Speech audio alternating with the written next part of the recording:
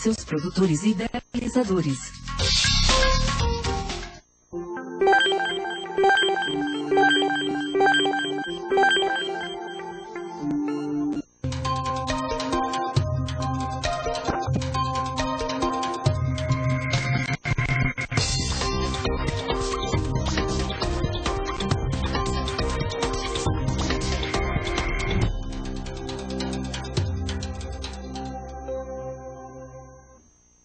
Olá, seja bem-vindo ao programa Urban View, um olhar sobre as cidades, programa que é uma produção da Urban Systems, apresentado aqui ao vivo nos estúdios da All TV, por mim, Gilberto Branti, e também com a participação da Sandra Lanza. Sandra, tudo bom? Tudo bem, Gilberto, com você? Tudo ótimo. Muito bem.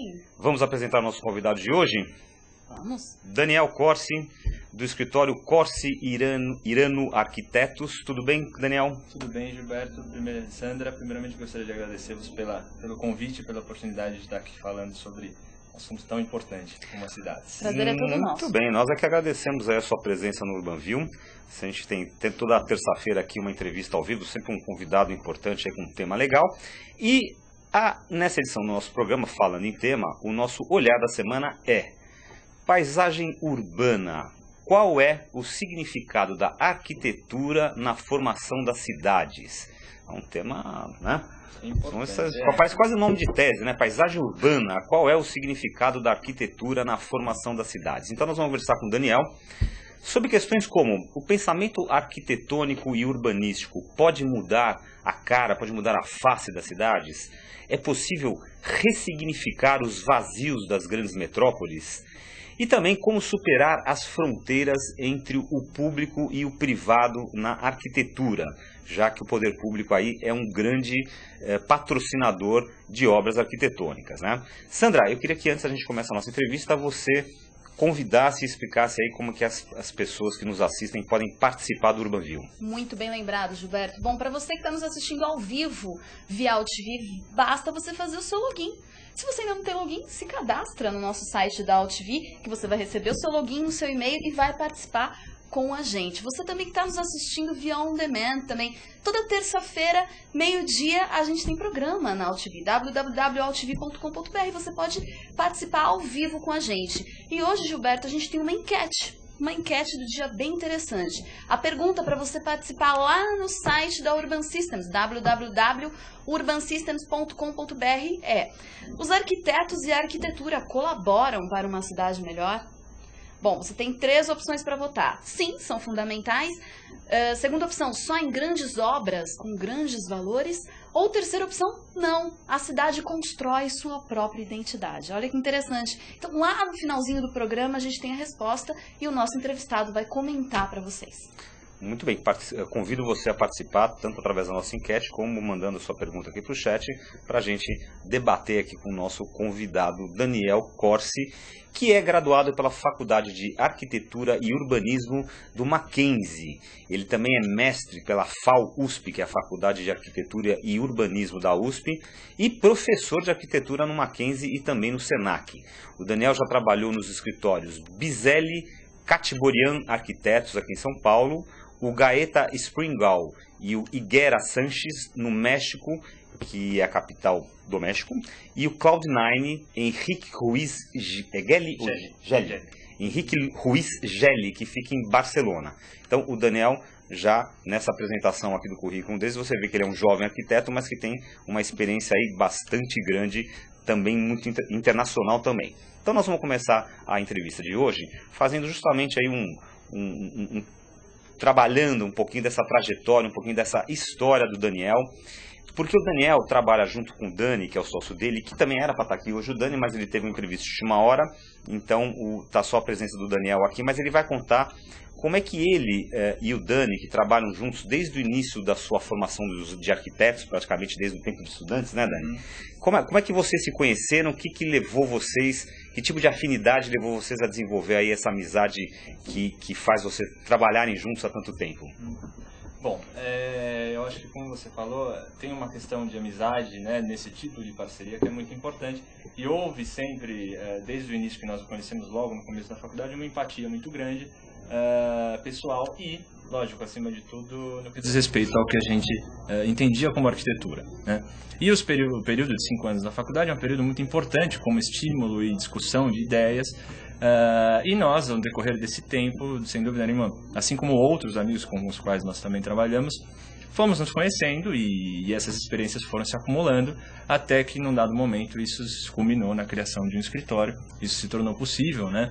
Mas eu acho que esse tempo durante a faculdade, comigo, né, e o Dani Irano, meu sócio, foi realmente muito importante para um amadurecimento de como compartilhar ideias, né? Como discutir arquitetura, uma disciplina que talvez hoje ela tenha mudado um pouco, de certa maneira, e se aberto a uma discussão, né? Não mais centrada numa única postura de um arquiteto gênio ou de um idealista, né? Digamos, que concentre em si todas as questões, mas que, pelo contrário, traz em pauta múltiplas visões, não só de arquitetos, mas de outros profissionais, ou seja, uma profissão que se abre para uma discussão muito mais ampla do que é uma expressão, digamos, pessoal sobre o que implica na cidade. Ou seja, acho que essa visão sobre a responsabilidade da profissão tem mudado nas últimas décadas razoavelmente. O que você está querendo dizer, assim, se você pega um arquiteto como Niemeyer, por exemplo, falecido recentemente, o arquiteto Niemeyer, ele vem de um tempo e de uma escola onde a visão do artista ela se sobrepunha a uma série de outras questões. Hoje em dia, essa atitude profissional do arquiteto, ela está mais interligada com uma série de áreas, de setores e de profissionais, e não tanto e lógico, existe o viés do talento artístico, mas não tem mais tão aflorado e tão, digamos, particular como era na época de Niemeyer. Eu acho que a intenção que a gente chama de artística, né, eu diria arquitetônica mesmo, ela existe, sempre vai existir. Isso faz parte do nosso ímpeto e do nosso ofício, e é totalmente justificável nessa geração, por exemplo, de arquitetos como o Oscar Niemeyer e muitos outros. Só que eu acho que amplificou-se razoavelmente um pouco a abordagem de outros elementos que podem integrar o pensamento arquitetônico. Então, sem dúvida, o arquiteto, na elaboração de seus princípios e ideias, é um pivô, digamos, da concentração do que vai se sintetizar como um projeto, uma obra, uma construção, isso é inegável. Só que as influências que outras coisas podem implicar nesse processo de concepção do projeto, hoje são muito mais visíveis e talvez necessárias do que foi em outro momento, né? E que também tinha sua coerência, sua, digamos, correspondência com o momento histórico, contexto intelectual, tudo isso. E só que hoje a gente, de fato, eu acho que através de uma transição do que foi a modernidade para a pós-modernidade, né? Acho que isso é uma transição fundamental que se compreenda, mas abriu-se para uma diversidade maior de discussão, né? De amplificação e de, acho que acima de tudo, absorção daquilo que não está dentro de nós, digamos, num primeiro momento, porque a gente não contém todo o conhecimento ou todas as informações. Pelo contrário, a gente está sempre tentando absorver o máximo de conteúdo, o máximo de dados, de intenções, de desejos, né, de outros elementos, para que aquilo se sintetize, aí sim, numa concepção arquitetônica. Eu acho que essa atenção para essas outras coisas, né, essas outras naturezas, contextos, culturas, visões, opiniões, eu acho que cada vez mais parte do processo de concepção da arquitetura. Eu acho que não que isso substitua o que vem a ser uma postura de, digamos, arquiteto artista, né? Jamais isso acho que tem que ser substituído, pelo contrário, isso faz parte do nosso, né? E da nossa natureza. Uma das grandes características, a beleza de uma obra arquitetônica nenhuma, que impacta na cidade, como a gente está, que é o nosso tema do programa. Sem dúvida, eu acho que aí nós podemos nos orgulhar de termos talvez o arquiteto que mais tenha, né, expressado isso na sua arquitetura, que é Oscar Niemeyer. Eu acho que é um bem cultural que nós temos inestimável no mundo inteiro. E eu acho que esse legado que ele deixa é uma mensagem absolutamente poética e linda, que tem que nos acompanhar sempre. Como você falou, as coisas têm que ser belas. Acima de tudo, elas têm que ser... Tem que realmente, né? A questão da evolução, né, dos conceitos, por exemplo. Pegar uma disciplina que é a sustentabilidade, né? Numa época de Niemeyer ou pré-Niemeyer, a sustentabilidade não era uma preocupação formal do arquiteto, né? Eu não encarei dessa maneira. Não? Eu acho que era. Talvez não se chamasse sustentabilidade, mas sim era porque, como dizem outros arquitetos, né, eu posso até parafrasear outros, mas enfim, o que a gente discute hoje como sustentabilidade, como um termo, né, que aparentemente ele se vê hoje externo e que a gente tenha que trazer de volta à arquitetura, na verdade aí talvez more uma questão muito crítica em relação ao que a gente entende hoje por esse termo, né?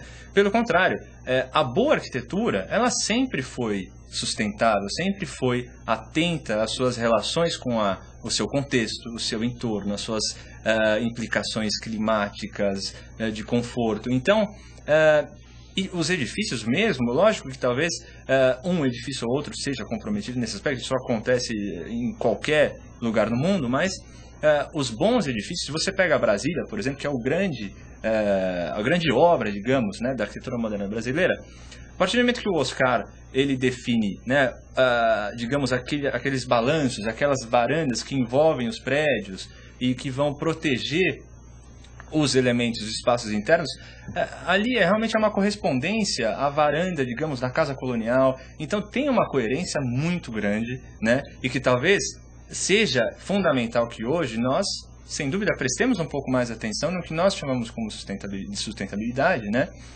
Para que ele não continue sendo tomado como um elemento externo de uma concepção que ela já tem em si, ou tem que ter em si. Já é intrínseca. Essa responsabilidade, sem dúvida. Né? Muito bem. A gente está conversando aqui com o Daniel Corsi, do escritório Corsi Irano Arquitetos, e agora, já que ele contou um pouquinho desse encontro na faculdade com o sócio dele, Dani, todas essas discussões aí conceituais, intelectuais, muito bem, vocês saíram da faculdade e vocês trabalharam ambos no exterior, né? Tiveram experiências fora do país. E queria que você contasse um pouco pra gente a respeito dessas experiências, onde foram, o que ensinaram para você, o Dani comentou com você, como isso influenciou de alguma maneira, se é que influenciou, o trabalho que vocês realizam hoje? Bom, eu acho que o ofício da arquitetura sempre envolve muito a questão do que é conhecer, né? E conhecer o mundo, né? Conhecer o que existe além das nossas fronteiras, sejam da cidade, do bairro, até outros países, eu acho que faz parte de um engrandecimento muito grande do que a gente acaba tomando como nossa possibilidade de atuação. Para mim, as viagens sempre fizeram parte da minha educação, né, de sempre viajar muito e conhecer outras coisas, não só arquitetura, mas outras culturas. E sempre foi natural um desejo de ir para outro país, né, e conhecer o que se realiza ali, como se pensa arquitetura, como se pensa cidade. E eu já tinha morado antes nos Estados Unidos, antes da faculdade. Então, ou seja, acho que uma primeira, digamos, barreira de você ter, né, sem dúvida, aquela ansiedade ou aquele medo de como vai ser, né, aquilo eu já tinha mais ou menos digerido. Então, acho que essa questão de sair sempre fez parte durante todo o percurso acadêmico e se tornou, acima de tudo, uma necessidade, pelo menos para mim, né? Eu queria isso, eu achava necessário, por de certa maneira, enxergar que o que a gente pode absorver das experiências internacionais só podem agregar a nós, né? Então, essa barreira, talvez, essa relação com o que é externo ao Brasil, por exemplo, né? De nós sermos, de certa maneira, passivos às culturas internacionais, eu acho que isso sempre encarei de uma outra maneira. Pelo contrário, assim como é recíproco, né? E há um interesse no nosso país hoje notável, né? Esse interesse era recíproco em outras situações. E ir para esses lugares sempre foi muito interessante. E, numa primeira ocasião, houve a possibilidade de trabalhar no México. Eu conheci um arquiteto mexicano aqui no Brasil, ele me convidou para fazer parte do seu escritório na cidade do México. E o que foi uma experiência assim, brutal para a minha formação. Primeiro porque eu ia para um país que era muito semelhante ao Brasil, num contexto latino-americano, né, político, econômico, cultural, e numa cidade que era maior que São Paulo. Ou seja, a cidade do México, numa escala colossal, né, e enfrentava os mesmos problemas de São Paulo, e foi muito interessante entender isso, como as políticas eram exercidas lá e como, né, as políticas são exercidas aqui, ou seja, ter uma experiência numa cidade semelhante e ver como são enfrentadas de maneiras diferentes. Ponto né? para o México, ponto para o Brasil ou para os dois? Empatado, eu acho que empatado. Cada um com as suas, né, as suas conquistas e as suas, exatamente, e os seus problemas, sem dúvida nenhuma. Mas foi um aprendizado enorme, para mim tem uma importância muito grande, né? Tanto arquitetonicamente como culturalmente, enfim. E quando eu voltei do México, o Dani foi no meu lugar. Né? Então, nisso a gente criou um vínculo com o México também que se estendeu. Né? Foi para o mesmo escritório, passou também um período no México e ficou trabalhando lá, né? Compartilhando um pouco. Enquanto isso, você foi para Barcelona?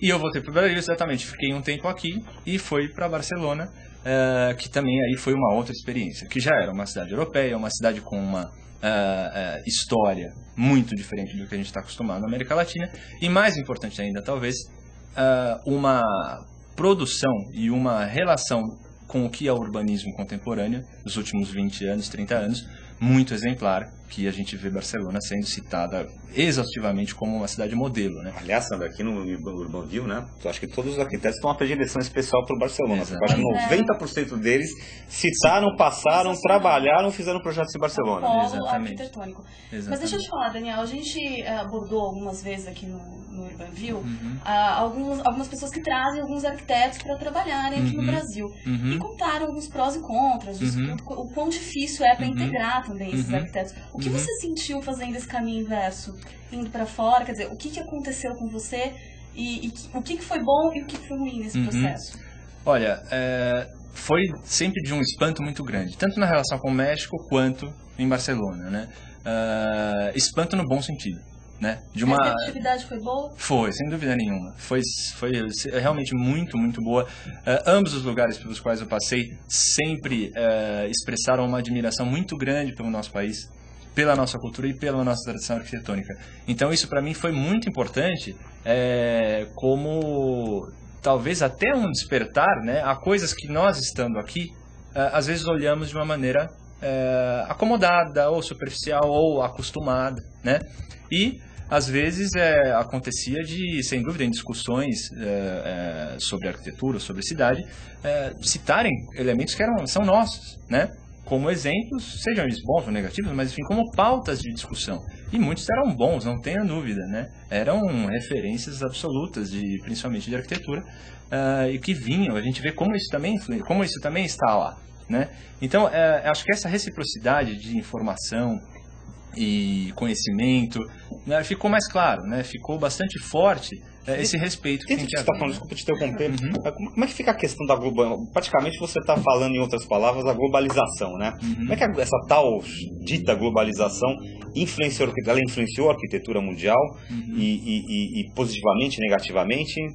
Que hoje é muito mais fácil você, inclusive, trabalhar colaborativamente com arquitetos de outros países, né? Quer dizer, via computadores, todas as ferramentas que a gente tem. Então, como é que você vê? A globalização mexeu de alguma maneira com a arquitetura ao longo desses últimos anos? Mas eu acho que isso radicalmente, né? Não só com a arquitetura, mas a gente sofre isso em todos os âmbitos culturais, né? Especificamente, acho que no diz respeito à arquitetura e às cidades, acho que é o mais importante, né? Que são prioritariamente onde nós atuamos. Ou seja, uma pergunta que acompanha de uma maneira muito inquieta é exatamente qual a identidade a partir da qual nós estabelecemos nossos princípios relacionados à arquitetura e à cidade, né? Ou seja, qual a identidade de São Paulo, por exemplo? Existe uma identidade? Qual a identidade de Nova York, ou qual a identidade de Paris ou de Barcelona, né? Evidente que há uma memória, há uma história, mas hoje é uma crise muito acentuada de tentar entender hoje um contexto sobre o qual nós atuamos que não é conduzido a partir de uma única natureza. Pelo contrário, ele é regido pela diversidade. Não dá para imaginar que uma cidade ou uma grande metrópole de quase 20 milhões de habitantes seja resumida a uma, natureza de expressão, de cultura. Pelo contrário, né? Eu acho que daí que vem talvez, e isso acho que sem dúvida continua sendo amadurecido, né, pela intelectualidade que discute a cidade, é como lidar com isso, né? Como, acima de tudo, acredito eu como um valor primordial, é respeitar o que é múltiplo, né? Respeitar o que é, sem dúvida nenhuma, uma união absurdamente rica de pessoas que convivem no mesmo lugar. Né? Ou seja, diversidade, multiplicidade, são as palavras de ordem. Sem dúvida. E como lidar? Eu acho que ainda não há e talvez nem haja né? Ou seja, uma posição clara sobre isso. Isso é um enfrentamento da pós-modernidade, é um enfrentamento contemporâneo e será durante muito tempo, e de como lidar com isso, que, né, é um grande desafio que nós temos para que nossas intenções e nossas pesquisas, nossas ações sobre a realidade, sobre a cidade, sejam o mais coerentes possíveis com, ou seja, o respeito diante da multiplicidade dos seres humanos, dos cidadãos que vivem numa cidade. Muito bem, o Urbanview de hoje entrevista Daniel Corsi, do escritório Corsi Irano Arquitetos. Nós estamos conversando aqui sobre o tema paisagem urbana, qual é o significado da arquitetura na formação das cidades. E lembrando mais uma vez você de participar na enquete lá no site da Urban Systems e também aqui mandando suas perguntas para o chat, para a Sandra vai poder passar para a gente.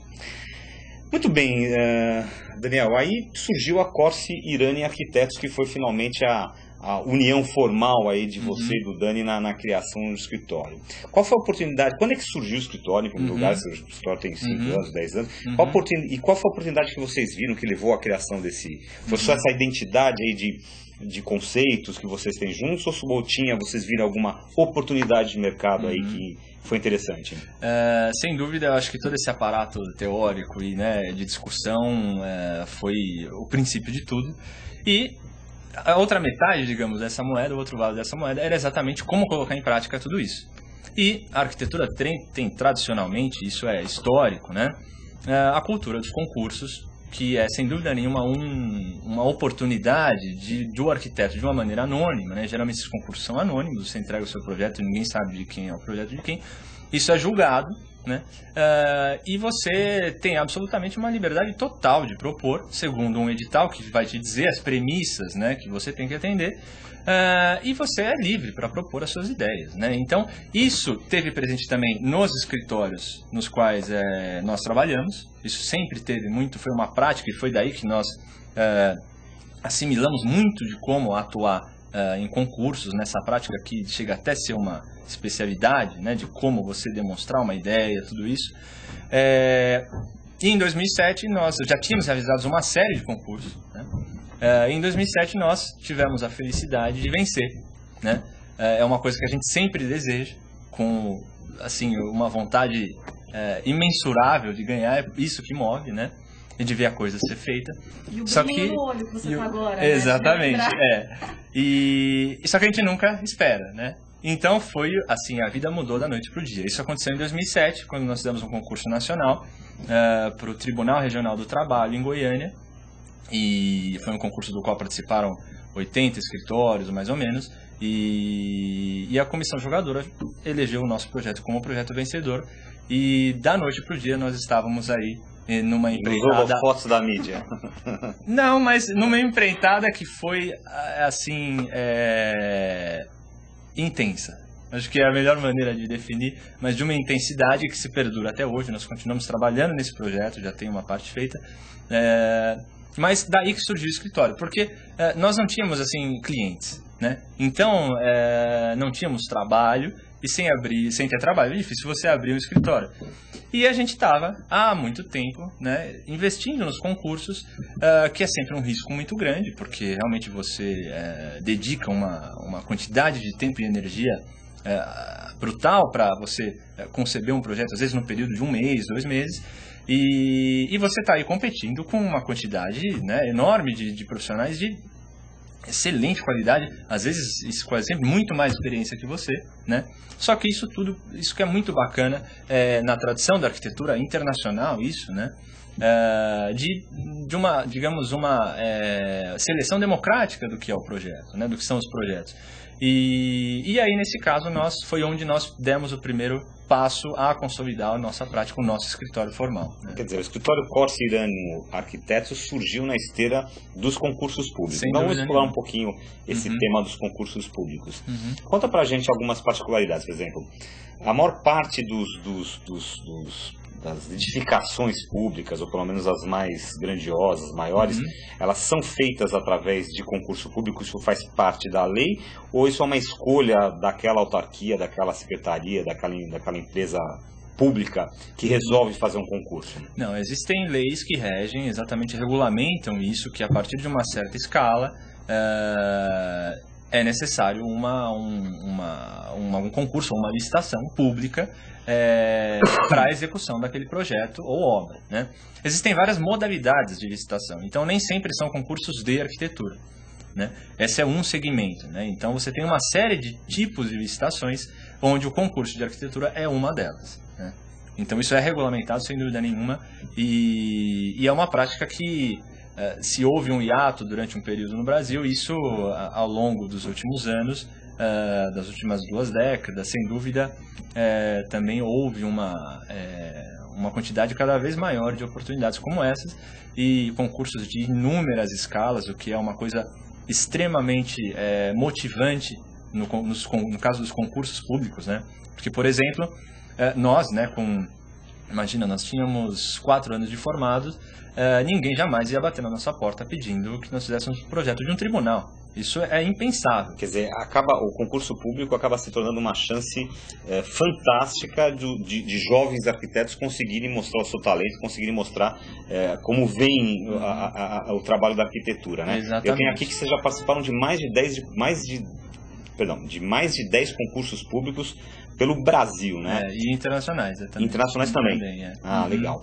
E esses concursos, eles funcionam normalmente como? Quer dizer, ele é aberto, acho que você citou agora há pouco, por exemplo, não sei se foi agora no programa, lá nos bastidores antes de entrar, que, por exemplo, os nomes dos arquitetos não são revelados. Como é que são os detalhes operacionais desses concursos aí? Bom, tudo começa a partir de um edital, que é desenvolvido geralmente entre o Instituto de Arquitetos do Brasil e a entidade promotora, digamos, se é o governo federal ou se é até um cliente privado, por exemplo, né?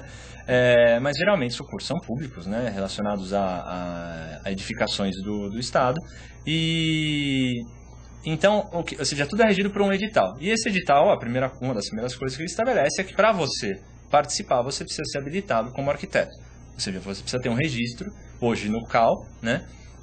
E precisa ser um profissional habilitado. A partir disso, existem processos, né, que às vezes variam, mas a princípio, de maneira recorrente, acontece o quê? A partir do edital, você tem um prazo, você tem, é o que eu falei, geralmente 1 a 2 meses, você tem um critério de entrega, todos têm que entregar a mesma quantidade de folhas ou de elementos gráficos, e depois que isso é entregue no seu devido prazo, isso é julgado por uma comissão, que também é muito diversificada, mas são sempre comissões multidisciplinares, né? E a B normalmente participa também? Participa, sem dúvida nenhuma, com arquitetos indicados pelo Instituto de Arquitetos do Brasil e, por exemplo, de acordo com a especialidade. Ou seja, se você vai fazer uma obra infraestrutural de um aeroporto ou de uma rodoviária, não sei, que estejam presentes arquitetos que tenham experiência nesse segmento, né? Então, sempre há essa correspondência. E geralmente são júris compostos de 5 a 10 membros, varia muito em função da escala do concurso. E a partir disso sai uma ata que vai estabelecer quais são os vencedores, primeiro, segundo, terceiro colocado, onde o primeiro lugar tem o direito de assinar um contrato para que aquele projeto seja desenvolvido, né? Isso fica para mudar. Como é que fica? Ok, ganhamos o concurso, parabéns, né? Felicidade, o reconhecimento do meio, né? No seu nome começa a ganhar autoridade, mas ok, foi escolhido o projeto. A partir daí, os arquitetos têm algum tipo de inferência sobre o desenrolar dessa obra, ou isso já vai para outro departamento e você só fica realmente limitado ao projeto? Tem vários tipos de contrato, aí realmente isso é muito amplo e tem essas possibilidades todas que você citou, né? Então, contratos que vão limitar o projeto, contratos que vão, sem dúvida, já prever uma participação na obra, isso é muito variável, né? No nosso caso, nós tivemos realmente um privilégio muito grande de sermos contratados imediatamente, porque realmente o desenvolvimento do projeto e da obra estava extremamente bem conduzida no caso que era o Tribunal de Goiânia, né? Já sem dúvida nenhuma com todo o processo em andamento. Então nós tivemos esse privilégio, mas tem casos de concursos que como nós mesmos já ganhamos um outro concurso, que até o momento nós não fomos contratados, né? Então, isso realmente está exposto a uma série de outros condicionantes, de viabilidade de construção da obra, gestões. Então, realmente há uma vulnerabilidade muito grande das consequências que esses concursos podem tomar. A torcida sempre é muito grande é que todos sejam executados. É para isso que nós arquitetos trabalhamos e investimos tanto tempo nesse tipo de produção. Então, a torcida e o desejo sempre é que isso seja feito. Agora, realmente é inegável que as condições a qual isso está exposto, infelizmente, são várias, né? E que, às vezes, levam aquilo não ter seguimento, né? Mas nós, de fato, tivemos esse privilégio grande no caso do tribunal, que foi imediato. Sandra, já que nós estamos falando do tribunal, já que a gente está falando das obras aqui que os dois têm realizado, aí, os projetos que os dois têm realizado, eu acho que nada mais justo em precisar um pouquinho do falar para o mostrar. Então eu vou pedir para o Will, o pessoal da ilha, a gente tem um quadro aí, Urbanville em Foco, a gente trouxe 2 trabalhos do escritório Corsi Irano Arquitetos, tá? O primeiro é sobre um complexo Ipiranga, São Paulo, e depois é o Tribunal Regional do Trabalho em Goiânia, que o Daniel tem citado bastante aí.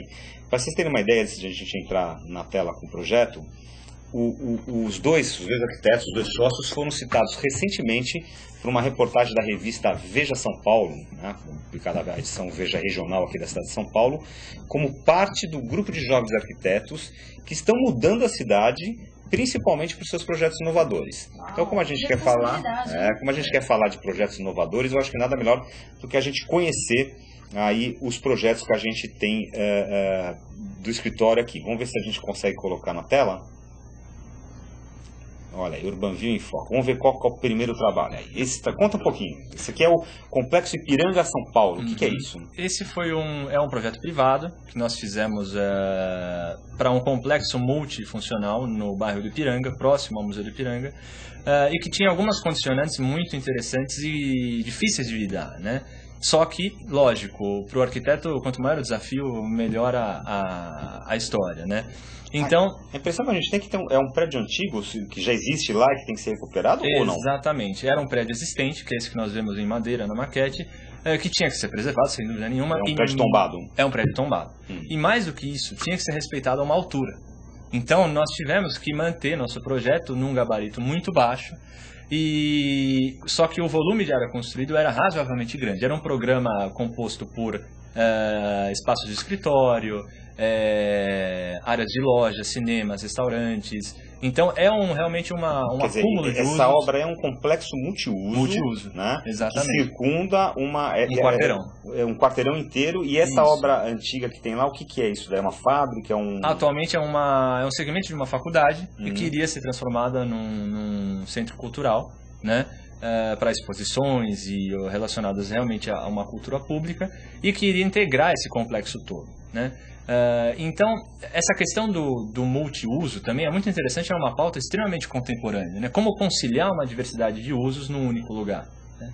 E isso foi muito importante porque uma coisa ou 2 coisas são fundamentais para a gente nesses processos de desenvolvimento primeiro, que um projeto, ou cada projeto, é sempre, sem dúvida nenhuma, único na sua condição. Ou seja, não há como replicar outras situações, outras ideias. Pelo contrário, o projeto ele sai de toda a compreensão que nós temos daquela ocasião específica. Então, nós tínhamos o edifício histórico, tinha uma escala, digamos, de possibilidade de construção, tínhamos o programa, tínhamos o contexto do bairro de Ipiranga.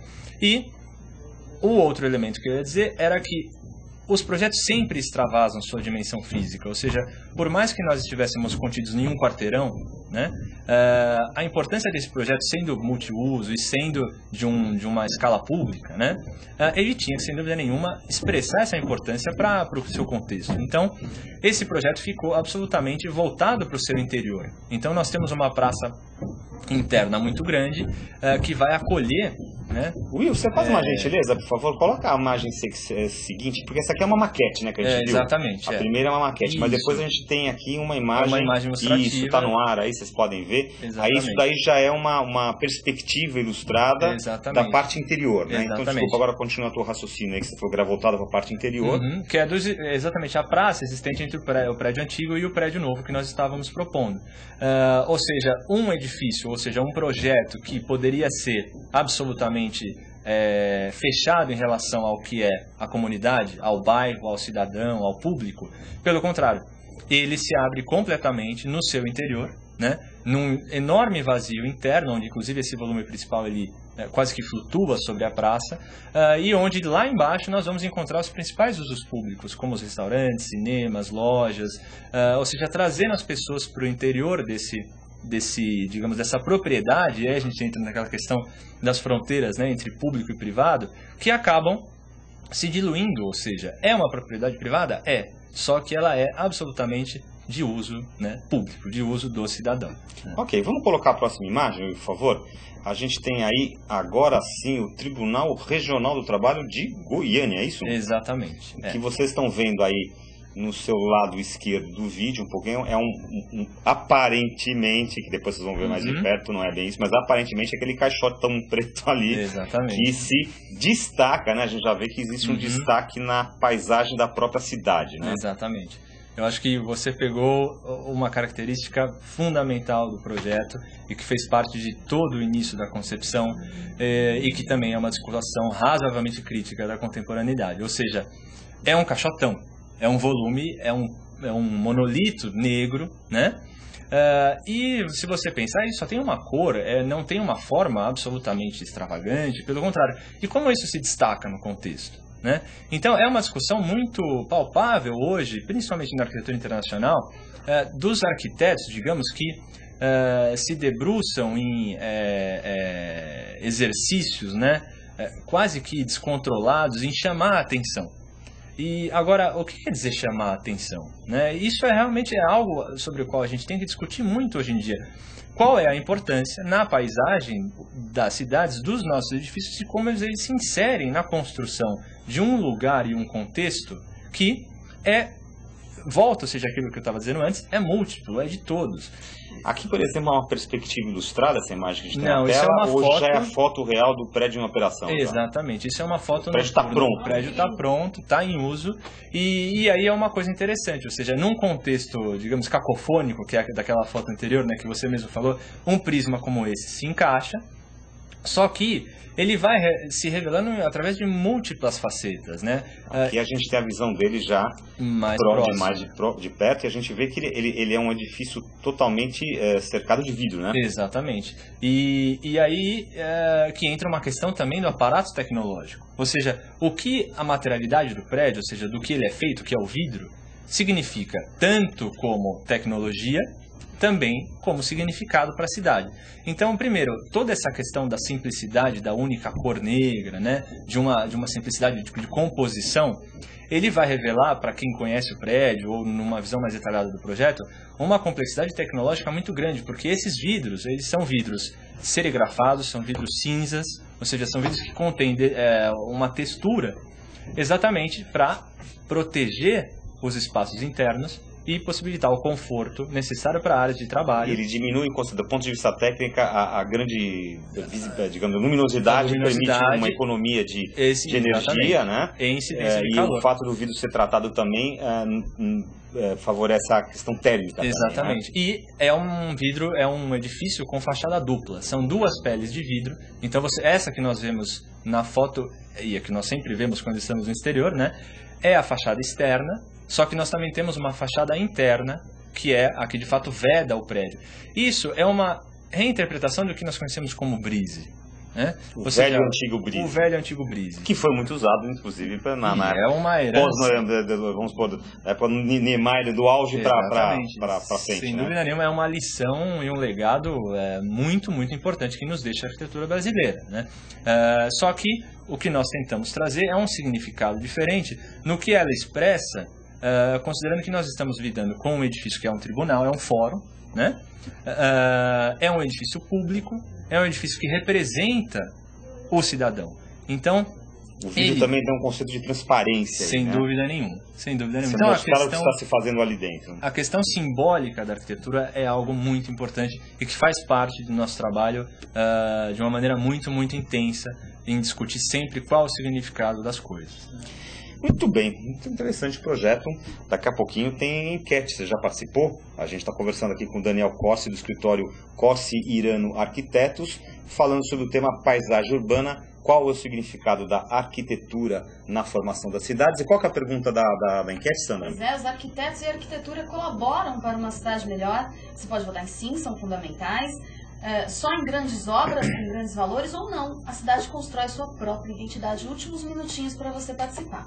Então vamos falar um pouquinho sobre como o pensamento arquitetônico pode mudar a paisagem urbana. Então nós vamos falar um pouquinho de uma coisa que a gente vê no nosso dia a dia. A gente vai se referir em São Paulo, porque eu e a Sandra moramos aqui em São Paulo, mas isso deve se repetir aí nas grandes centros urbanos, nas grandes capitais do país. A gente vê a questão dos vazios urbanos das grandes metrópoles, né? Então, São Paulo, por exemplo, uma cidade que cresce e cada vez mais tem menos espaço para crescer. Desordenadamente. Cresce desordenadamente, tem as suas limitações geográficas para continuar esse crescimento. Já existe uma conurbação grande aí com as cidades vizinhas, que formam a grande São Paulo.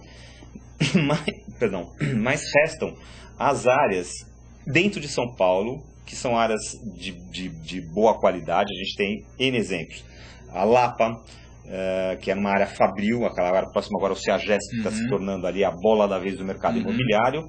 Nós temos também a Moca, que também era uma área de muitos galpões, de muitas indústrias que perderam o sentido, não tem mais sentido ficar lá, saíram e deixaram ali grandes imóveis e grandes terrenos. A gente tem um exemplo aqui que a gente outro dia teve um convidado nosso que falou sobre aquele projeto das cidades, como que chama, lá da frente ao Chamorumbi, esqueci o nome agora do projeto, me falou o nome, mas é um projeto que toda aquela área do Shopping Morumbi, que seria a continuação da Marginal Pinheiros e da Berrine ali, por exemplo, também está se renovando. É uma área que tinha muita fabriquinha, muita industriazinha pequena, e então era um prédio, é uma área ainda muito horizontal, né? E agora ela está passando por um processo de revitalização e de verticalização. Então eu queria que você falasse um pouquinho sobre esse conceito de vazios urbanos das grandes metrópoles, e se é possível ressignificar essas áreas, como ressignificar e quais são as vantagens para a cidade e para os cidadãos. Eu acho que neste caso nós temos aí uma plataforma de pensamento sobre isso, que é a cidade de São Paulo, extremamente rica. Não é à toa que os olhos sobre nossa cidade têm, sem dúvida nenhuma, crescido cada vez mais no mundo, porque é uma cidade que tem potenciais e exemplos disso absolutamente importantes, né? E eu acho que a cidade moderna deixou marcas, o urbanismo moderno, marcas históricas nas cidades no mundo inteiro. E São Paulo isso não deixou de acontecer. Ou seja, e atrelando isso a um problema crucial hoje em dia, que é a questão da mobilidade, né, a questão do transporte, de deslocamento, numa cidade que cada vez mais se expande, ou seja, uma cidade de um território imenso, né? E a gente chega, sem dúvida, naquelas questões de pessoas que demoram uma infinidade para se deslocar nesse vai e vem do trabalho no dia a dia. Ou seja, a ocupação do território, as estratégias de se ocupar o território de São Paulo, sem dúvida nenhuma, tem que se reinventar, né? E associar isso a áreas modernas, como você muito bem citou, das áreas industriais, e nisso a gente tem, além das áreas onde as indústrias aconteciam, também os vetores de conexão, que são as linhas férreas, por exemplo, as áreas residuais, que essas costas, digamos, para a qual tudo virava, né, acabou deixando, como é a Barra Funda, como são Maceió, Moca, né, sem dúvida passar por um processo de reinvenção e fazer com que esses espaços que hoje às vezes cortam até mesmo o centro da cidade, né, muito bem localizados, né, possam ser oferecidos à população, né? Então eu acho que essa tarefa de repensar o que são essas áreas residuais, esses vazios urbanos, é sem dúvida nenhuma uma possibilidade, uma oportunidade enorme de melhorar o nosso contexto paulistano de como viver em São Paulo. E dentro disso, eu acho que entra uma questão importantíssima de como acolher essa oportunidade. E aí, sem dúvida, nós temos propostas de escritórios maravilhosos para isso, né?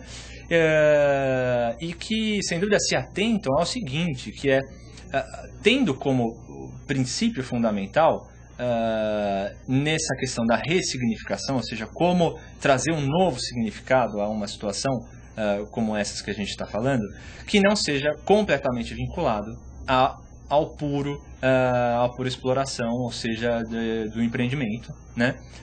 Onde as consequências que isso gera, sem dúvida nenhuma, absolutamente não fazem parte dessa preocupação. Ou seja, fazer com que essa parceria do interesse público e do interesse privado, que também vai viabilizar toda a execução dessa grande obra, digamos, né, de valorização dos espaços vazios, ela seja feita visando a qualidade da vivência do cidadão na cidade, né, e também numa preocupação do significado que aquilo vem a assumir no futuro. Ou seja, a gente constrói uma cidade que, como o Benedito Lima de Toledo, que é um dos principais historiadores sobre São Paulo, cita, né, define muito bem quando chama a cidade de São Paulo como uma cidade construída em 3 cidades em um século, né, ou seja, é uma cidade que se sobrepôs uma cidade atrás da outra, não deixando, né, quase resquícios sobre o que ela tinha sido anteriormente, mas que a gente se atente aí sim à construção de uma cidade que tenha uma memória e que tenha um presente e que também vá ter um futuro onde esses tempos possam se encontrar, ou seja, que o bem-estar do cidadão ele não seja superficial, não seja aparente numa solução que hoje talvez ela seja aparentemente válida, mas que ela se sustente no futuro e possa preservar a qualidade da cidade por outras gerações. Então eu acho que essa visão de prospecção e de consciência sobre o significado que nossas ações assumem ao longo do tempo é uma discussão extremamente importante nessas nossas, digamos, investigações e pesquisas de como lidar com a cidade contemporânea, da qual São Paulo é um exemplo, né, eu acho que dos maiores que nós temos no mundo. Muito bem, Daniel. Vamos ver aqui, a Sandra está com o resultado da enquete, a participação aqui ao vivo dos internautas. O que nós temos aí, Sandra? Conta pra gente. Interessante, mudou no último segundo essa enquete. Olha só. A pergunta: os arquitetos e a arquitetura colaboram para uma cidade melhor? 8% responderam que só em grandes obras com grandes valores. 15% responderam não. A cidade constrói sua própria identidade. E a maioria, 77%, respondeu sim. São fundamentais. O que você acha do resultado? Pelo menos na enquete os arquitetos estão bem prestigiados. Exatamente. Eu acho que essa é uma enquete muito complementar. E é bom que, acho que talvez uma porcentagem tenha aparecido em cada uma das 3 respostas. Primeiro porque, eu vou começar da última, né? A cidade, ela constrói a sua identidade por si só. Eu concordo plenamente com isso. Eu acho que a vida hoje da cidade, como eu falei no início, né, da multiplicidade, tem uma vivacidade assim inestimável, onde todos colaboram, sem dúvida nenhuma.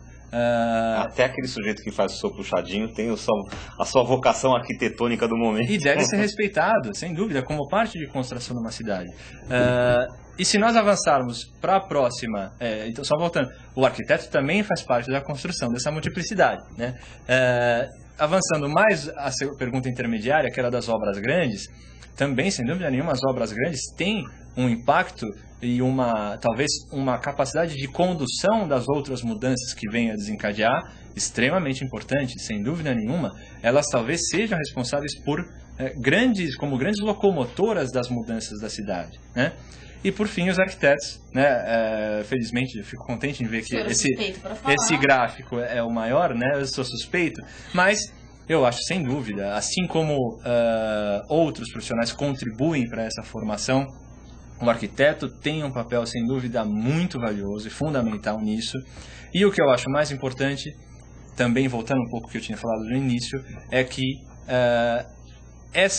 que se hoje nós concentramos, né, por eu estar aqui como arquiteto, a pesquisa no arquiteto, né, eu acho que também há um respeito enorme dos arquitetos pelos outros profissionais que fazem parte de maneira fundamental nesse processo. Então, se nós somos importantes, muitos outros também são, e eu acho que é a conversa entre esses profissionais, é a cooperação, né, e a maneira que esses profissionais são conduzidos, acima de tudo, para um ideal de uma boa cidade, né, de uma São Paulo que seja melhor. Não perdendo a piada aqui, mas dizem que o Niemeyer sem o projetista dele de estrutura não seria nada, né? Sem dúvida, eu acho que a união faz a força. Eu acho que são atividades de uma importância tão grande, de uma complexidade tão grande, que eu acho que a predisposição ao diálogo hoje talvez seja nossa principal postura perante ao que a gente tem a oferecer às cidades.